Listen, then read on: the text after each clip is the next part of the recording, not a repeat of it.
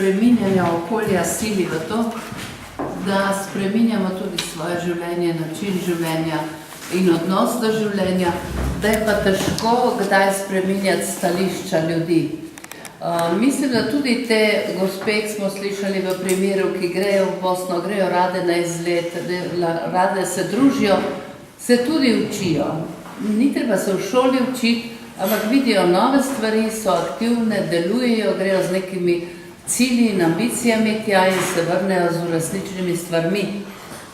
Jaz mislim, da srebrna ekonomija naj bi bila za vse in za vse odprta, je zelo raznolika in model srebrne ekonomije naj bi sledil tej metodologiji, ki jo je profesor Gričan predstavil, da bi izdelali en model iz vseh teh naših pripomb, referatov, raznolikosti, to smo pričakovali, zato smo veseli, da je ta raznolikost izstopila ven in da ne glede na stopnjo izobrazbe, ampak na socialni status mladih, socialni status starejših, pogledamo, kaj je naša prihodnost in jo gradimo bolj sistematično, načrtno preko nekega modela, kako vključevati ljudi in nadaljevati z delom, dejavnostjo, biti dejaven, ne glede na leta, in mladi in starejši v prid vsem trem generacijam. In to bo naša nadaljna naloga za pripravo memoranduma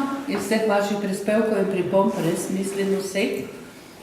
Dobili boste po elektronski pošti v pripombe, dopolnila, predloge, ki jih prosim dodajte in potem bomo s to platformo tudi razširili kot naše skupno mnenje. Naj bo to res naš skupen pogled na srebrno ekonomijo.